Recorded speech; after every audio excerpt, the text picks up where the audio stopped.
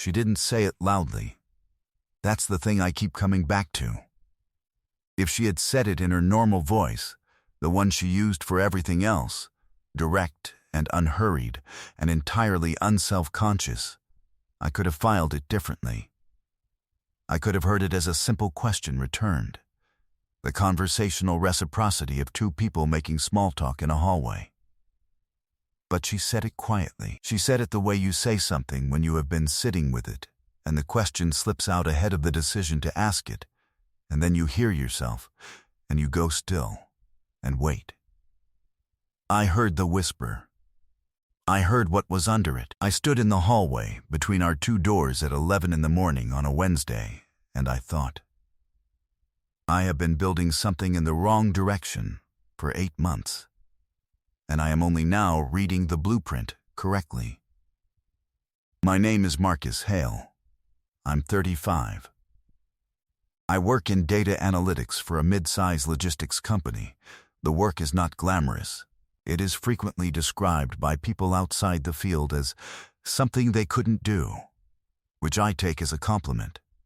And it involves a great deal of time alone with numbers and a great deal of coffee and very occasionally a finding that changes how something works, which is the part that makes it worth doing.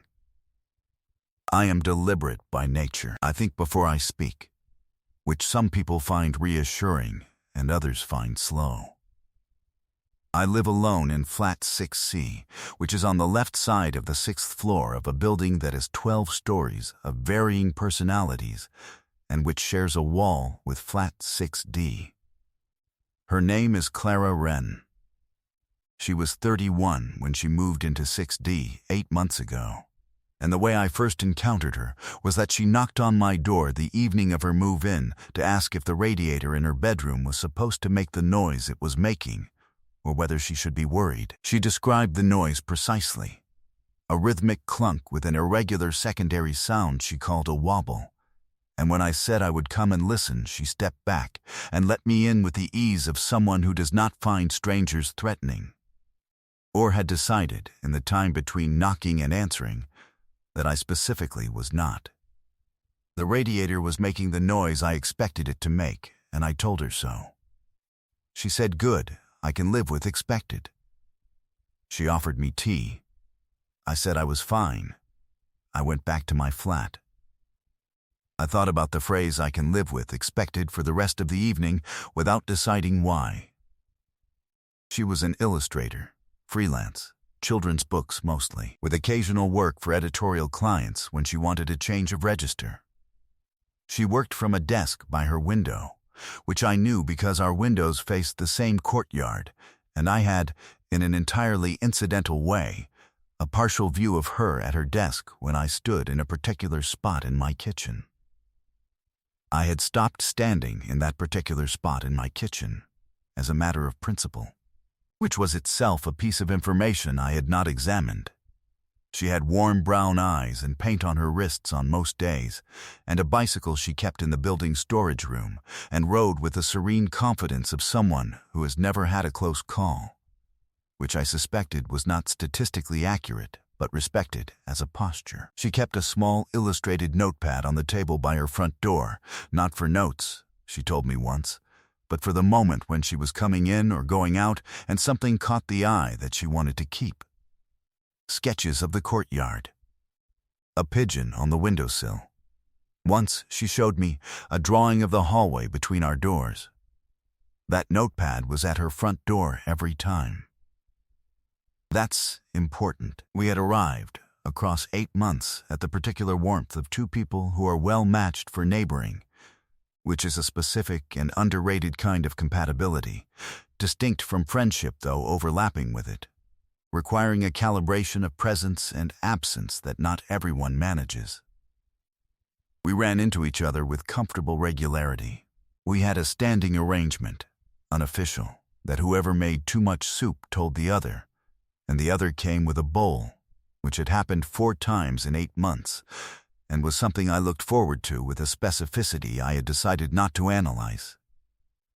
She borrowed my good olive oil twice, and returned it both times with something baked, which was a better exchange than I had negotiated. and which she appeared to do out of instinct rather than obligation. She knocked when she saw my light on late and thought I might want company, which was the kind of attention I had always been grateful for in theory and had previously found, in practice, difficult to receive without feeling the weight of it. With Clara, it was not heavy. It arrived with the ease of something that had simply decided it belonged there.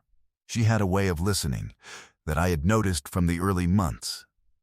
Not the performative listening of someone waiting to speak, but the genuine kind, where you can feel the other person actually collecting what you say, putting it somewhere they intend to return to. She had returned to things I'd said weeks later, not as references, but as continuations. The way you continue a conversation you were always in the middle of. I had found this, by month 4, the most significant thing about her, which was itself significant, and which I had been filing as appreciation for a quality rather than appreciation for a person. I told myself this was excellent neighborly chemistry. I was very invested in this description. The thing that had been making the filing difficult, starting around month 3, I noticed her absence more than the presence of most people I knew. When the hallway light was on and her door was closed, I registered it the way you register a familiar sound, going quiet. Not with alarm, just with an awareness that something is different than usual. When the soup arrangement activated and she came over, she sat on my kitchen counter, the way people who are comfortable in a space sit. And she ate, and she talked, and she laughed at things I said in the full, unperformed way that means the laugh arrived before the decision. And I had stopped, somewhere in month 4, pretending that this did not affect me. I had simply rerouted. I had found other words for what I was noticing. The first thing I could not reroute was 5 months ago. I had been having a bad week, the particular bad week of someone who works alone and finds that the isolation that is usually clarifying has become, for reasons they cannot locate, simply isolating. I had not said this to anyone. I was not sure I had said it to myself in those exact terms. Clara knocked on a Thursday evening with a small pot of something. She called it a consolation soup, which required me to ask what I was being consoled for, and she said she wasn't sure, but I had looked like someone who needed it when she'd seen me in the lobby that morning. I thought about this later. She had seen me for approximately 20 seconds in the lobby, in the particular way people see each other in lobbies, in passing, on the way to something else, and she had read something in those 20 seconds that I had not said, had not decided to say, and had possibly not fully understood myself. Then she had gone upstairs and made soup, and knocked on my door with it. She set the pot on my counter, and she sat on the counter and she talked about something she was working on, a picture book about a heron, the heron's very specific dignity, its slightly misanthropic relationship with the riverbank, its very long neck held at an angle she kept trying to get right, and the way she described it made me laugh in the way that things make you laugh when you had not realized until that moment how much you had needed to. She stayed for an hour. She left when she had decided I was all right. She had not asked if I was all right. She had simply been present until she was satisfied that presence had done what it needed to do. And then she went. I thought about the word consolation for the rest of that week, the specific generosity of noticing without announcing the noticing, the particular care it takes to bring something to someone without requiring them to explain themselves first. I filed it under excellent neighbor. The file was getting very heavy, and the drawer was beginning to resist.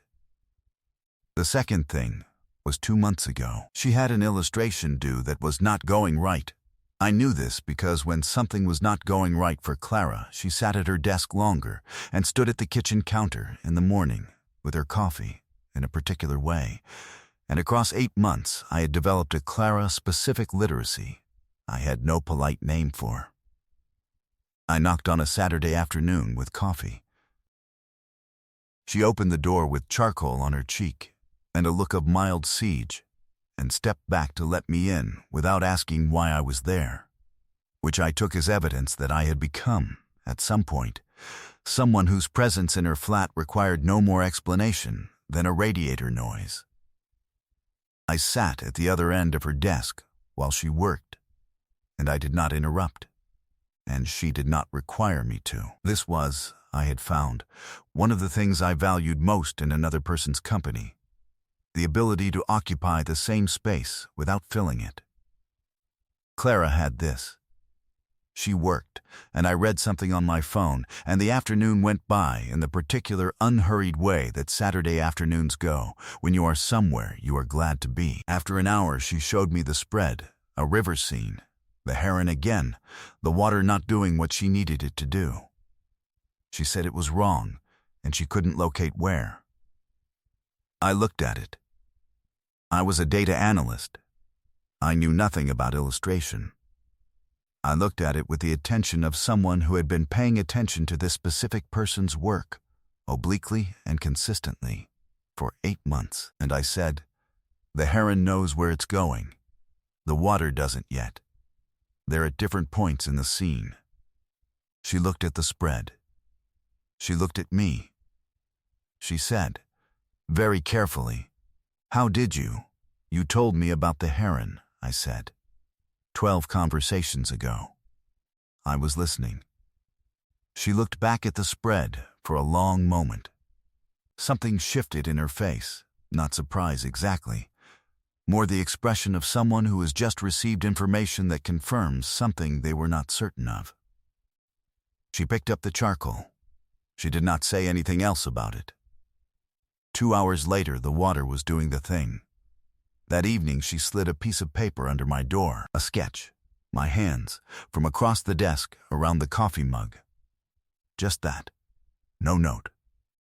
I kept it in the top drawer of my desk, with the intention of keeping it indefinitely. I did not examine this intention. I did not need to. The third thing was 3 weeks ago. I was in the hallway with my post when her door opened. She was leaving for the market, bag on her shoulder, bicycle key in hand, and we fell into step to the lift the way we always did. And in the lift she said she had bumped into our neighbor from 6B, who had apparently a new partner. And wasn't that nice?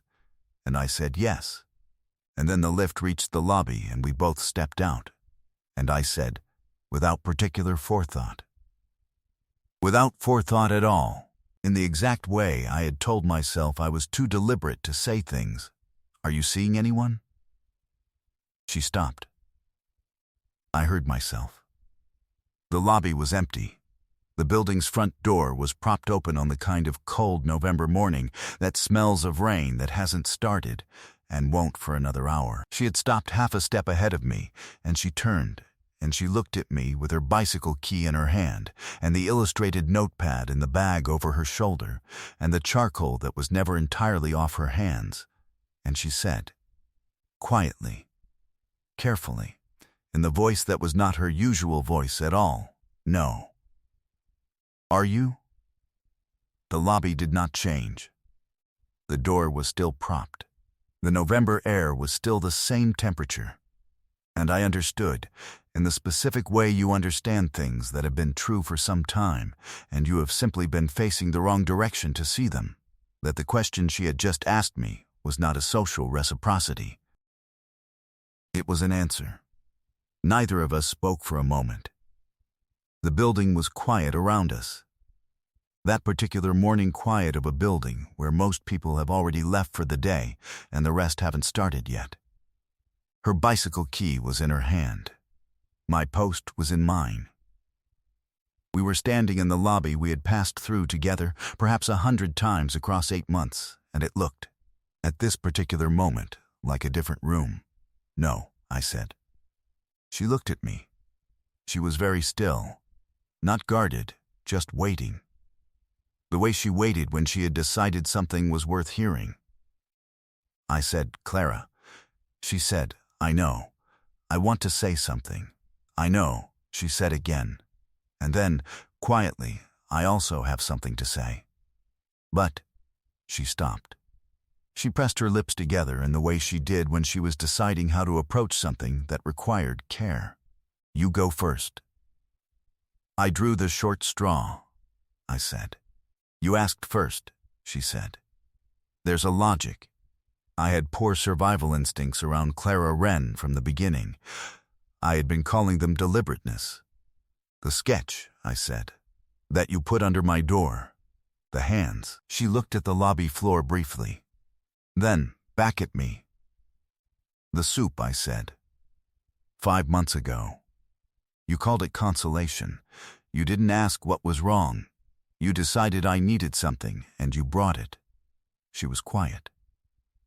I have been paying attention to you, I said, in a way that I have been calling neighborliness, because neighborliness was the available word, and I have run out of that word. It doesn't cover it anymore.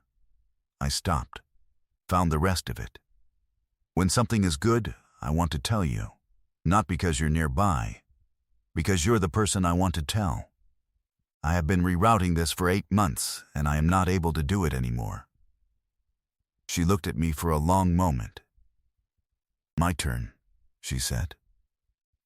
Yes, I said. She shifted the bag on her shoulder. She held the bicycle key against her palm, not fidgeting, just steadying. I moved the desk, she said. What? 3 months ago, she said. I moved my desk. It was by the window because of the light, and I moved it back against the wall, because I was aware that I was sitting at it in a particular way, and I didn't trust the particular way. She looked at the key in her hand. I moved the desk because of you. And then I hated where the desk was, and I moved it back, and decided to stop pretending I didn't know why I liked the window. I stood with this for a moment. You can say nothing, she said. If this changes the way the hallway feels, if you want the hallway back, I'm giving you the chance to take it. She looked at me directly. That's real. I mean it. She was handing me the door, standing in the lobby with her bicycle key and her bag and a confession about a desk, handing me the door with both hands. I don't want the hallway back, I said. I want what comes after the hallway. She exhaled, one slow breath, the kind that has been held carefully for a period of time and is only now allowed to leave. Then she stepped forward, and she kissed me. There in the lobby with the November cold coming through the propped door, and it was unhurried, the way she moved through rooms, and when she pulled back she was looking at me with the expression that had no casual neighbor composure in it at all. The building's front door swung slightly in the wind. The market, she said. We could go later, I said. I have a list, she said. I'm a list person. You know this about me. I know most things about you, I said. She looked at me with the full attention she gave things she found interesting. Then she stepped toward the door, stopped, and held out her hand. Not as a question, as a decision already made. I took it.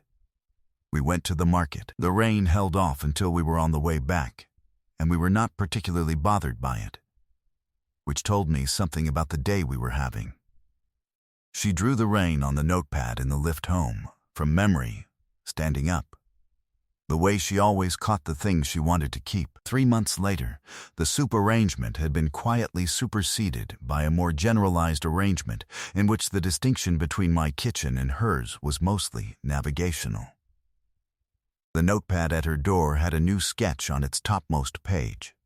The lobby, from the angle of someone standing half a step back, looking toward the propped front door. I had not asked when she had drawn it. I had recognized, when I saw it, that she had kept the moment the way she kept things she found worth keeping. 7 months later, her editor came to visit. A woman who had worked with Clara for 4 years and had the particular dry affection of someone who has watched a person she is fond of navigate something badly and would now like acknowledgement. She looked at me, looked at Clara, and said, "How long?" Clara said 8 months, then corrected herself 8 months before, and then the lobby. Her editor said, "The lobby." Clara said, "The lobby." Her editor looked at me and said, "She drew you 3 times before the lobby." She thought I hadn't noticed. She had noticed.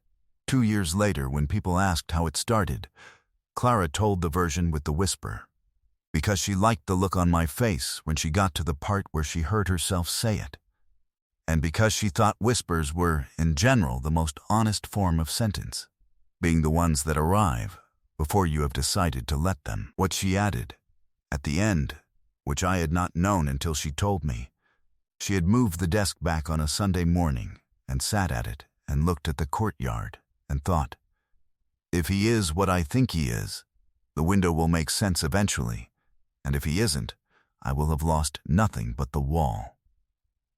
She was right.